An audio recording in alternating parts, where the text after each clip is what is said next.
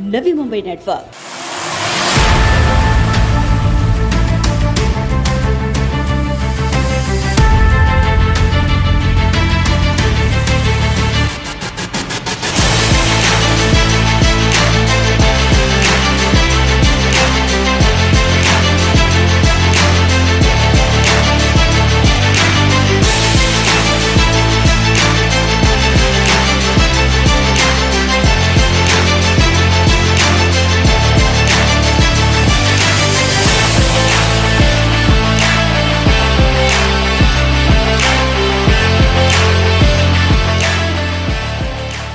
शहरों के विकास के सामने झोपड़पट्टी का विकास अछूता रह गया है।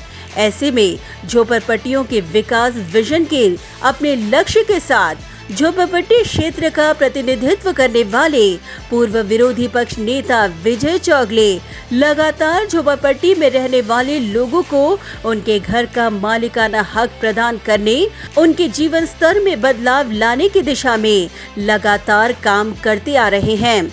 इसी के तहत एक कदम और आगे बढ़ाते हुए विजय चौगले द्वारा ऐरोली स्थित नेवा भक्ति पार्क में भव्य ऐरोली दीघा और रबाले झोपड़पट्टी मेड़ावे का जोरदार आयोजन किया गया, जहां हजारों की संख्या में मौजूद झोपड़पट्टी वासियों को संबोधित करने महाराष्ट्र राज्य के उद्योग मंत्री सुभाष देसाई विशेष रूप से मौजूद रहे।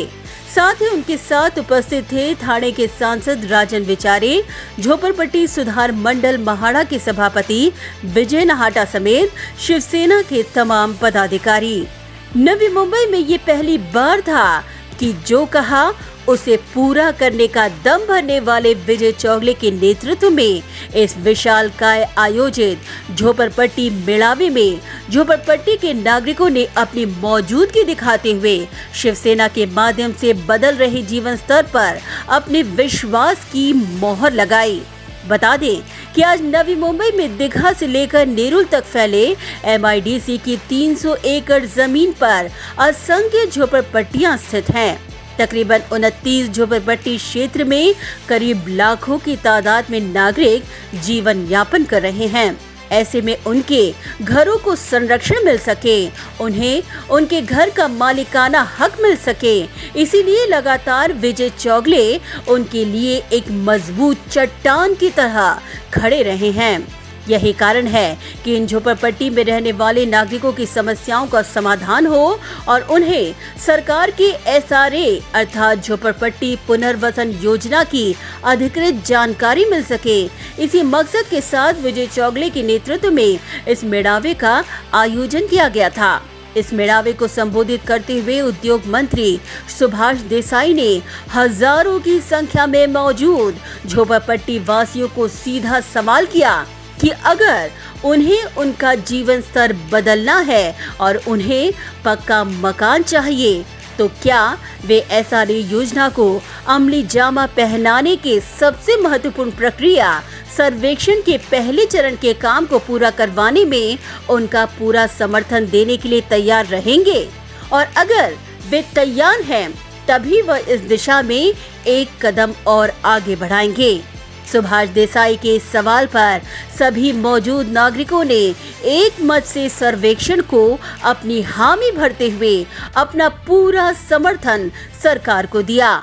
इस एकजुटता को देखकर सुभाष देसाई ने ऐलान किया कि MIDC की जमीन पर जितनी भी झोपड़पट्टियां हैं उनका सर्वेक्षण कर उसका अहवाल राज्य सरकार को सुपुर्द किया जाएगा, और उसी के बाद राज्य मंत्रिमंडल की बैठक में जब इस सर्वेक्षण अहवाल पर मोहर लगेगी उसके बाद नवी मुंबई में SRA योजना को आधिकारिक तौर पर लागू किया जाएगा। आम्ही आठवड्यापूर्वी मला ही मंडळी भेटली, राजन विचारे, विजय चौगले, विजय नाहटा, आणि ही चर्चा केली। तर म्हटलं ठीक आहे, काय करायचं? ते म्हणाले मग आम्ही एक अशी परिषद घेतो, मेळावा घेतो, तुम्ही याल का? म्हटलं मी नक्की येईन। आणि एक आठवड्यामध्ये विजय चौगले यांनी एवढ्या सगळ्या नगरातल्या लोकांना संपर्क करून बोलावलं आणि हा मेळावा किती दणदणीत यशस्वी झाला तुम्ही बघितलं। मी त्यांना धन्यवाद देतो। एक प्रकारे ही झोपड़पट्टी परिषद झाली आणि याच्यामध्ये आम्ही काही ज्या गोष्टी त्यांच्या ज्या आधी ऐकल्या होत्या त्याबद्दल मी इथे येण्यापूर्वी MIDCच्या अधिकाऱ्यांची बैठक घेतली आणि सगळी वस्तुस्थिती समजून घेतली. त्यामध्ये असं लक्षात आलं की जवळजवळ 300 एकरवर ह्या झोपडपट्ट्या आहेत आणि त्या जागा MIDCला वापरता येत नाही कारण झोपडपट्ट्या सुरक्षित आहेत कायद्याने. त्यामुळे त्यांचा पुनर्विकास केला पाहिजे. तर पुनर्विकास करण्यापूर्वी त्याला मंत्रिमंडळाची मंजुरी लागेल. मंत्रिमंडळाकडे एक पूर्ण प्रस्ताव द्यायचा असेल तर ह्यांचं सर्वेक्षण करण्याची गरज आहे आणि सर्वेक्षण रहिवाशांच्या सहकार्यानेच करायचं आहे. म्हणून आम्ही रहिवाशांची संमती घेतली. आज सगळ्यांना विचारलं करायचं का सर्वेक्षण, सगळ्यांनी हो म्हटलेलं आहे, मागणी केलेली आहे. त्याप्रमाणे आता ह्या सगळ्या ज्या झोपडपट्ट्या आहेत जवळजवळ 29 लोकेशन्सवर 29 ठिकाणी ह्या झोपडपट्ट्या आहेत. त्या ठिकाणी MIDC ज्यांची नियुक्ती करेल अशा यंत्रणाचे प्रतिनिधी अधिकारी जातील. ह्या सगळ्यांची मोजमापं घेतली जातील, त्यांच्या याद्या घेतल्या जातील. जे काही सरकारी कागदपत्र उपलब्ध आहेत त्यांचाही आधार घेतला जाईल आणि त्याप्रमाणे एक अहवाल तयार झाल्यानंतर MIDC हा प्रस्ताव मंत्रिमंडळासमोर सादर करेल आणि त्यानंतर माननीय मुख्यमंत्री त्यांच्या आदेशाप्रमाणे किंवा त्यांच्या निर्णयाने मंत्रिमंडळासमोर हा प्रस्ताव येईल. योग्य वेळेला मंत्रिमंडळ निर्णय येईल. उन्होंने सभी की शंकाओं कुशंकाओं को दूर करते हुए विश्वास के साथ कहा कि नवी मुंबई शहर में झोपड़पट्टी पुनर्वसन योजना पूरी तरह से पारदर्शिता और कानून के दायरे में रहकर ही लागू की जाएगी. 2000 पर्यंत आणि 2010 पर्यंतच्या घरांना सुद्धा संरक्षण दिलेलं आहे. ते बघा, तो जे कायदे आहेत त्या कायद्यांचा आम्हाला विचार करायचा. जेव्हा काम सुरू केल्यानंतर कायद्याची कुठली बंधन आहे ती सगळी पाळली जातील. कायद्याच्या बाहेर जाऊन काहीच करता येणार नाही. कायद्याच्या चौकटीत राहूनच हा पुनर्विकास करता येईल आणि तो आम्ही करणार. शासन उचित निर्णय घेईल ना. सरकार सर्वोच्च आहे, सरकार समर्थ आहे. त्याच्यामध्ये सर्वेक्षणात येईल 95 पूर्वीच्या, 2000 पूर्वीच्या, 2010च्या, त्यानंतरच्या, अगदी अलीकडच्या याच्यावर काय करायचं हा निर्णय घेण्याचा अधिकार पूर्णपणे राज्य शासनाचा आहे. म्हणून मंत्रिमंडळाच्या मान्यतेशिवाय आम्हाला काही करता येणार नाही. त्यानंतरच ती योजना अंमलात येईल. सुभाष देसाई ने कहा कि एक पंथ दो काज की तरह SRA योजना के अंतर्गत बहुमंजिला घरों का निर्माण तो होगा ही, जिसके कारण कुछ जगह MIDC को भी प्राप्त होगी. MIDC द्वारा उद्योग स्थापित कर बड़ी मात्रा में रोजगार के अवसर लोगों के लिए उपलब्ध करवाए जाएंगे. आज ज्या झोपडपट्ट्या झाल्या ती बैठी घरं आहेत आणि झोपडपट्टी पुनर्विकासामध्ये बहुमजली घरं होतील. त्यामध्ये ते सगळे वर गेल्यामुळे काही जागा ही मोकळी होऊ नये MIDCला मिळेल आणि ती मुळामध्ये जमीन ही औद्योगिक कारणासाठी असल्यामुळे MIDC त्या जमिनींवर आणखी उद्योग स्थापन करेल, आणखी उद्योगांना जमीन उपलब्ध होईल. त्यामुळे तिथे रोजगार सुद्धा वाढेल. सुभाष देसाई ने कहा कि MIDC एक सक्षम यंत्रणा है. ऐसे में उन्हें विश्वास है कि अगर पुनर्विकास की जिम्मेदारी MIDC के कंधों पर सौंपे गए तो निश्चित रूप से दर्जेदार काम होगा और नागरिकों को न्याय मिलेगा.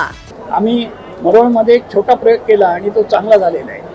त्याखेरीज MIDCकडे इतके चांगले यंत्रणा आहे. 1960 साली स्थापन झाली MIDC. आज इतकी वर्ष झालेली आहे, 65 वर्ष. एक भारतातलं नामवंत असं महामंडळ आहे, जागतिक दर्जाचं महामंडळ आहे. हा त्यांचा जो लौकिक आहे तो लक्षात घेऊन राज्य शासनानं मराठी भाषा भवन उभारण्याचं जे काम आहे ते MIDCकडे दिलं. ते इतर कुठल्याही यंत्रणेला देता आलं असतं, म्हणून MIDC दिलेलं काम चोख बजावते. मी अध्यक्ष आहे, मला अभिमान आहेच, पण ट्रॅक रेकॉर्ड MIDCचा असा चांगले असल्यामुळे राज्य शासनाने वेळोवेळी MIDCवर विश्वास दाखवला आहे. मला पूर्ण खात्री आहे की MIDCवर ही जबाबदारी दिली गेली तर MIDC सगळ्यांना न्याय देईल आणि काम अत्यंत दर्जेदार होईल.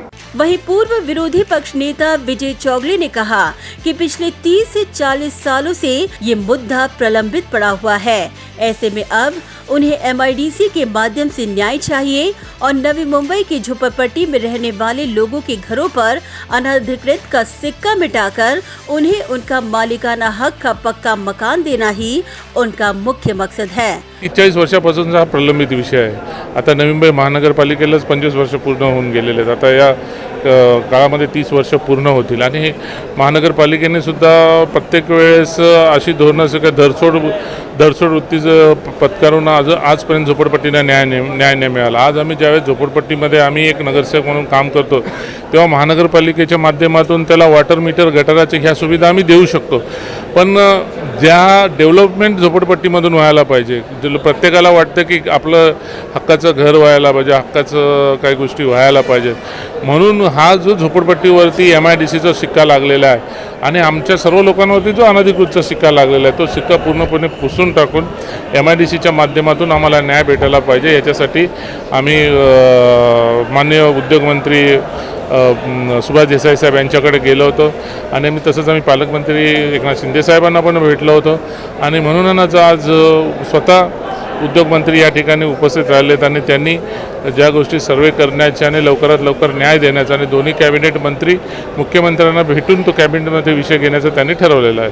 उन्होंने आगे कहा कि आज ऐरोली, दीघा, रबाले क्षेत्र IT क्षेत्र में तब्दील होता जा रहा है.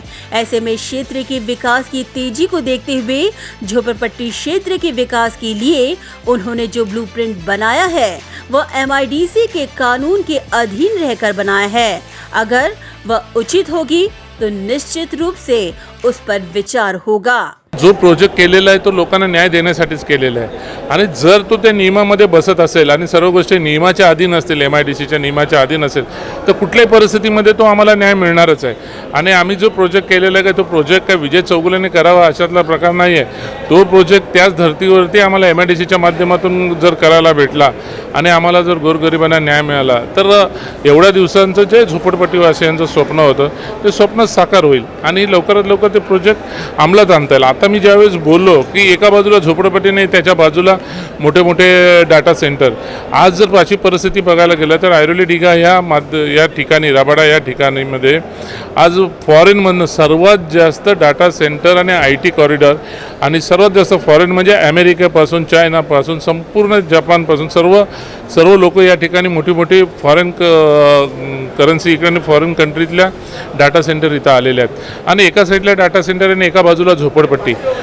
उन्होंने मांग की कि MIDC के माध्यम से स्वर्गीय बाला साहेब ठाकरे प्राधिकरण की स्थापना कर उनके माध्यम से SRA योजना को लागू करने में राज्य सरकार अग्रसर भूमिका अख्तियार करे तो निश्चित रूप से हमारे संघर्षों को न्याय मिलेगा.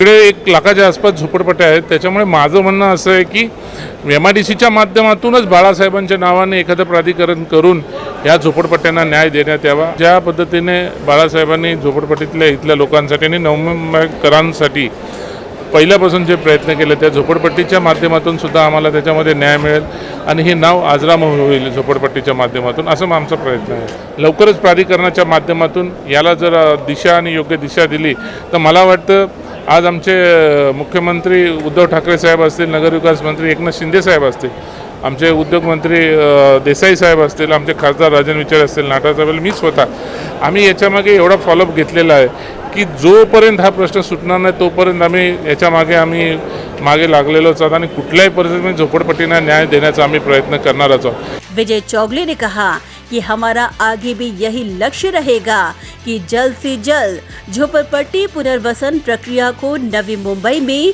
अमली जामा पहनाकर ही दम लेना. काही लोकांना वाटेल की आज निवडणुका नजरेसमोर आल्यात म्हणून हा शिवसेनेचा म्हणजे वेगळ्या पद्धतीने प्लॅनचं निवडणूक नजरेसमोर ठेवून आता हे लोक आमिष दाखवायला चालू केलं. आम्ही आजपर्यंत आमिष दाखवलेले नाहीत, कारण हे 25 ते 30 वर्षापासून आम्ही आतापर्यंत आमिषच पाहत आलो. आमिषच म्हणजे झोपडपट्टीमध्ये आम्ही करतो. तर मी 10 वर्ष नगरसेवक आहे, 10 वर्ष मी सिडकोला डायरेक्टर आहे, मला माहिती आहे. आता नगरविकास खात्यामार्फत हे आज झोपडपट्टीतला विषय झाला MIDCच्या, पण आज नगरविकासमध्ये सिडकोच्या याच्यामध्ये सुद्धा गरजेपोटी बांधलेली घरांचा विषय आज पालकमंत्र्यांनी तो सुद्धा नगरविकास मंत्री पालकमंत्र्यांनी सोडवलेला आहे. म्हणजे आम्हाला आनंद या गोष्टीचा दोन्हीकडनं आम्हाला न्याय भेटेल. इथे नगरविकास खात्याकडनं पण आम्हाला झोपडपट्टीला गरजेपोटी बांधलेला सुद्धा न्याय भेटेल आणि त्या भागामधील आम्हाला प्राधिकरणाच्या माध्यमातून सुद्धा न्याय भेटेल. मी माझ्यामध्ये मागणीच केलेली आहे की बाळासाहेबांच्या नावाने एक झोपडपट्टीचं प्राधिकरण सुरुवात करून आम्हाला न्याय देण्यात यावा. न भूतो न भविष्य। आज के इस मेड़ावे ने इस बात को साबित जरूर कर दिया कि झोपड़पट्टी में रहने वाले नागरिकों के सामने सबसे बड़ा सवाल यही है, उनके घरों पर अनाधिकृत का सिक्का हटाकर पक्का मकान मिलना। अब देखना यही होगा कि सरकार इस दिशा में क्या पहल करती है। Bureau report, Naveen network. Do you aspire to upgrade your living? With Arihant Advika, Sector 9, Vashi. Upgrade to iconic residential tower